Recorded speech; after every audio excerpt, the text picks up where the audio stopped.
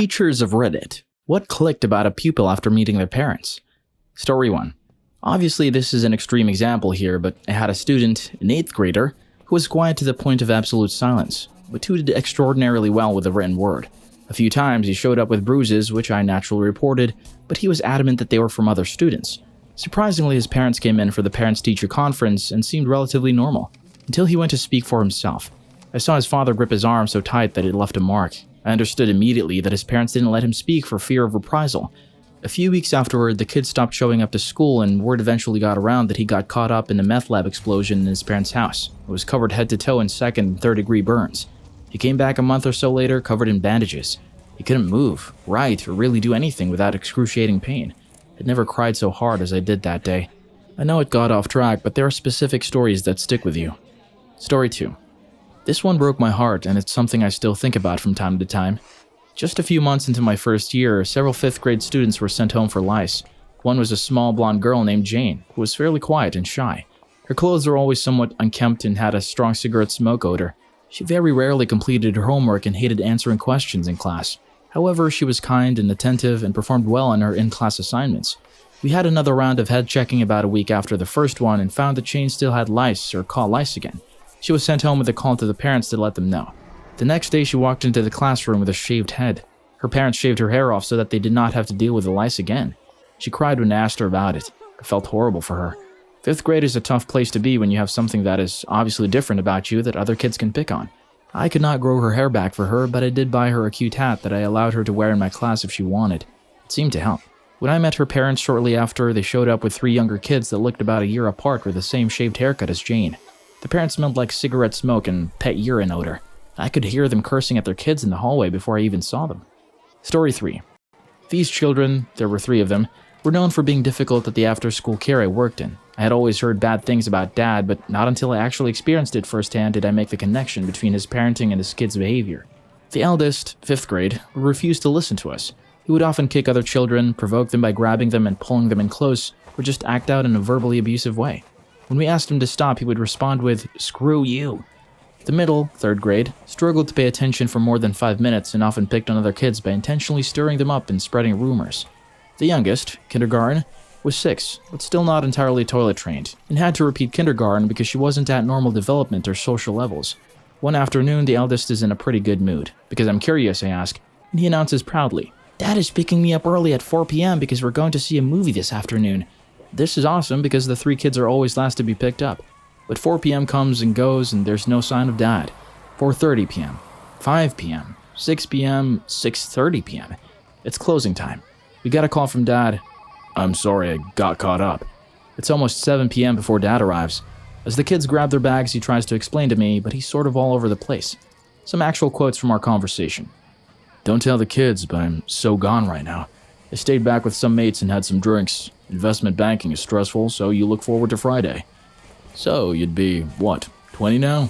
What's a young pretty thing like you doing working so late on a Friday night?" He offers to slip some cash to me and my coworker for the extra time. "My mate is driving us home. I only trust some of my mates with a new Porsche." The nail in the coffin was when the eldest asked Dad, "I thought you said we were going to see that movie tonight." To which he replies simply, "Oh, yeah, sorry mate, I forgot." And at that moment, I realized that these kids were being told over and over and over, "You don't really matter that much to me." About 2 months after this happened, the kids packed up and left the school with about a week's notice.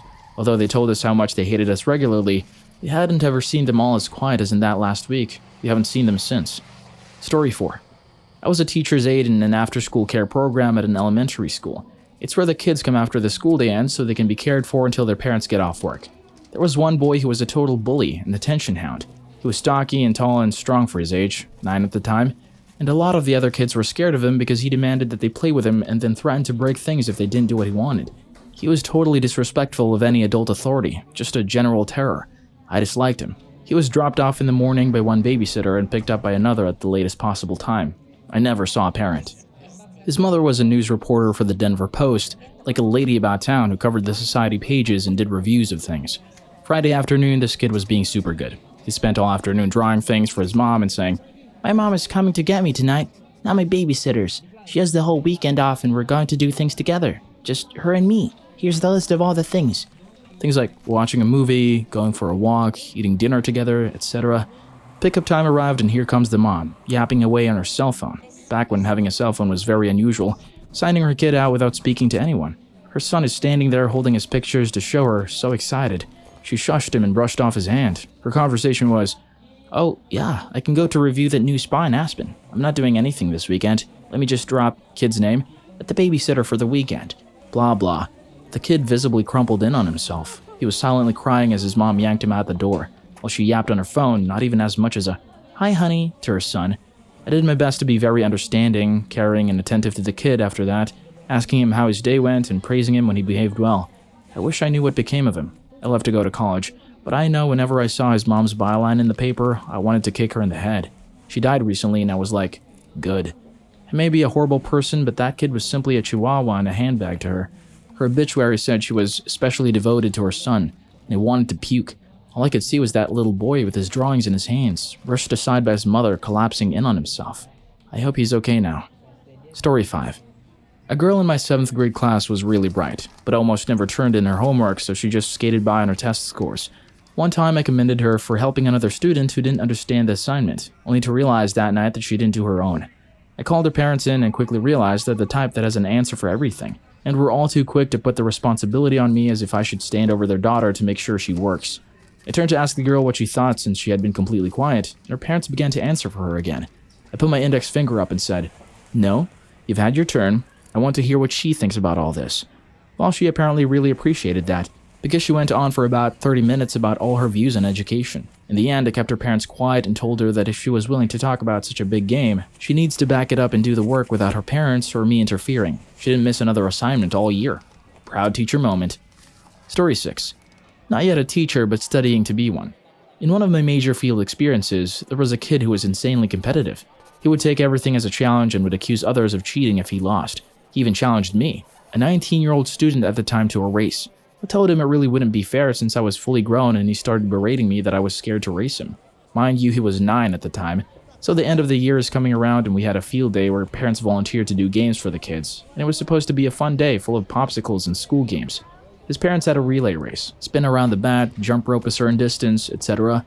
And when it was his turn, they encouraged him to cheat by not following their rules, and got upset because some poor girl dropped the bat, obviously meaning she would be disqualified. They also brought a tug-of-war rope, and it was the girls of the class versus the boys. The girls being outnumbered, my field experience teacher put me on their team. I decided it wouldn't tug so that it was a bit fairer, but once again, the student's parents started getting red-faced, telling him to win. I looked at my field experience teacher and she just nodded and I pulled. The kid got knocked down a peg. Story 7. I was an elementary teacher's aide for several years in college. We were having a parent-teacher conference with a struggling 5th grader and his parents. The poor kid was bright, but somewhat lazy and reading at barely a 1st grade level. The teacher laid out what we've been working on with the student individually for the last few months to try to improve his reading and getting him engaged in learning. The teacher then gently suggested that the kid should be practicing his reading at home with an adult. I suggested that since the kid loved Pokemon, there were some juvenile novelizations of Pokemon stories at the local bookstore that he may enjoy, and that it would help interest and engage him in improving his reading comprehension. I'll never forget the withering look the father gave me. We don't have extra money lying around to buy something that he can do at school. I was 19 at the time and shaky around confrontation, so I lowered my gaze and shut my mouth. The teacher reassured the parents that we were doing everything in our power to help their child, that we would continue helping their son improve his reading. That was that. A few days after this, the students were taking turns at the end of the day telling us something good that happened to them that week. A ritual that I really admired that the teacher started. The kids loved it. When it was the struggling student's turn, he stood up and got an empty video game case and controller out of his bag and said, "This week my dad bought the new PlayStation and lots of new games, and we've been staying up late every night playing." I almost cried in frustration and pity. Please understand I have absolutely nothing against kids playing video games, but it has to be in moderation. His parents sat there and told us that they had no extra money to help the kid not only get better at learning, but actually enjoy doing it with something he loved, like a goddamn $4.99 book about Pokemon. But then they turn around and spend hundreds of dollars on a new PlayStation and games. Maybe buy your kid a book about video games, fool. So frustrating. Story 8. Not a teacher, but a student. In kindergarten, we had this kid who was really odd and smelled funny, but he seemed cool, so we would hang out at recess. I had a birthday party and it was only supposed to last maybe a few hours. All of the kids but him went home fairly early, but it was really late and his parents still hadn't shown up. I was getting tired and wanted to go to bed, so my parents set up some blankets for us in the living room and we had a sleepover. At 2 a.m. his parents finally show up, after multiple calls with no answer. Instantly I realized what was up. Even as a small child, I knew these parents were the definition of white trash. They reeked of alcohol. My mom's side of the family is full of alcoholics, so I knew what it smelled like. They also told some bullshit story about how they had new tires on their car and the speedometer showed the wrong speed and they got pulled over and some other bullshit. It all clicked why he acted so odd and why he smelled. It was cigarette smoke. At the start of first grade, he never showed up, and the month into the year, he was there for a few days. Then randomly, in third grade, he showed back up again for a few weeks. I never saw him again after that. I looked him up on Facebook a while back, and it looks like he's following in his parents' footsteps, falling into every white trash stereotype. I asked my parents about this kid a while ago, and they said that the reason he wasn't with us in school for a few years is that he got taken away by Child Protective Services, which my mom called. Then he came back at a certain time because that's when his parents got him back, but he was taken away again and that's why he left us. I feel bad for the kid because at first, he was really nice, but over time as I saw him again, he became more mean and rude. Such awful parents. Story 9. Had a kid that you looked at and it was very much a lights are on but nobody's home sort of feeling. I teach high school, so sometimes that's just the phase they're in, but this one was basically living perpetually in that mode. The kid has an individualized educational plan, which is a legal special education doc. I can't reveal what was in there, but it was, suffice to say, generic.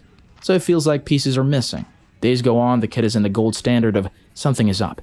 Completely illegible handwriting to the point it doesn't resemble writing. You ask about what we're doing in class and the answer is so random and off task that if the kid didn't look and act fairly childlike for the age you would assume hardcore drug use. But this kid, if anything, had really bad genes and didn't know what drugs were. Mom comes back to school night, which is supposed to be 5 minutes with a class of parents, a nice, how do you do, and everyone moves on.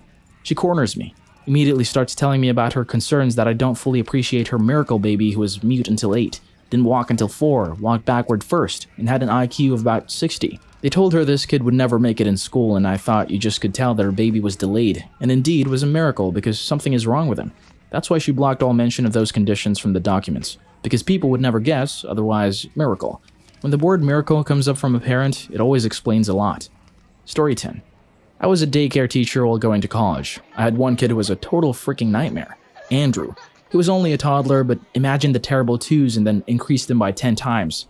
Kids at that age are still learning proper behavior, but the rest of my kids understood basic manners. Andrew was a hurricane in human form. If there was a fight, Andrew was in the middle of it. He was the kid who'd start screaming in the middle of quiet time just to cause chaos. Wouldn't do what he was told, wouldn't listen to anybody, wouldn't keep his hands to himself. Every teacher in the place constantly wanted to strangle him, myself included. Andrew was the only kid known by name to the entire teaching staff, even at the elementary school level. People would be like, "There goes Andrew's teacher, the poor girl." He was that kid. Then I met his mom. I'm positive she was married, but I never saw Andrew's dad, never even met him. The guy didn't seem involved in his son's life at all. The mom was a nervous wreck and talked to Andrew like he was a doll with a fatal disease who was going to die any day. Not a real person with feelings of his own or who needed to learn a little self-autonomy. She insisted on doing everything for him as if he were completely incapable. At that point I realized I had to start praising the shit out of this kid because he certainly wasn't getting any direction or positive attention at home. So I waited for my opportunity. It took a few days simply because Andrew was such a holy terror, but then suddenly I'll never forget that fateful Tuesday. The kids are sitting at the lunch table waiting to wash their hands for lunch. They have to pick the first kid, and Andrew happens to be quietly sitting there with his hands folded while the other kids are jumping around in their seats. It was a true miracle. I'm sure somewhere nearby people were reporting sightings of the Virgin Mary and the rivers running red. "Andrew!" I exclaimed. "Andrew's sitting so nicely. I think he gets to wash his hands first today." Andrew looked scared when I called his name because he figured he was in trouble again. Then he figured out what was going on.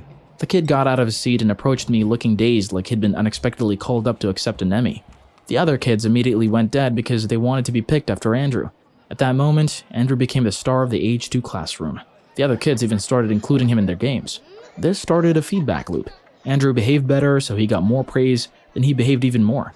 I'd reward Andrew by letting him hold the storybook for me during story time, or helping me with other things. Pretty soon he became like my personal assistant, because I'd turn around and he was just there waiting to help me with something. That kid loved helping. It was incredible. Overnight he became like a well-mannered Clark Kent. I think Andrew finally developed a sense of pride, something his anxious mom never allowed him.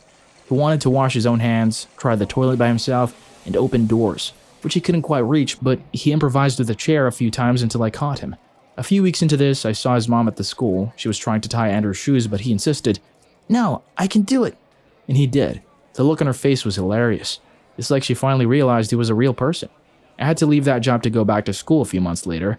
I was surprised to discover that telling Andrew was the hardest of all my kids because I'd come to like him the most. By that point, he'd started calling me mommy, and while he stopped after I corrected him, it was clear he still designated me with that role in his mind. When I said I was leaving, he kept asking why and didn't understand. That was hard. I stopped by the school a year later to say hi to my old colleagues, and who do I happen to see but a few of my kids? They'd all grown so much in just a year, but I recognized them instantly. The kids saw me but quickly lost interest. I was just some lady to them now, except for Andrew. He said nothing, but his eyes never left me. I wonder where he is now. Story 11. I worked for several years as a case manager for adults with mental illness, which put me in their homes on a daily basis. The one case that haunts me still is the family with 3 semi-functional family members: mom, son, daughter, the daughter's small 1 to 2 year old child, and the son's live-in friend. The mother and son were both our clients, with various sundry diagnoses. To say the house was filthy is not giving due diligence to the facility of the English language, but I suppose for this narrative it will suffice. At one point, they somehow procured a little yappy dog who proceeded to poop everywhere. It got so bad we wouldn't go in the house, just meet with him on the porch, as no one ever seemed to clean anything, at all, ever. Enter Child Protective Services, or CPS. They left the child in the home with a family of mentally ill folks, dog poop everywhere, and the gods of filth alone know what horrors. The rationale was, a child needs to be with family. A short time later, a neighbor called the American Society for the Prevention of Cruelty to Animals, or ASPCA for short. They came and took the dog, declaring the home unfit for the pet. I have no idea what became of the child as I eventually changed jobs and lost contact with those involved, but occasionally when people bring up work war stories, this is my go-to tale.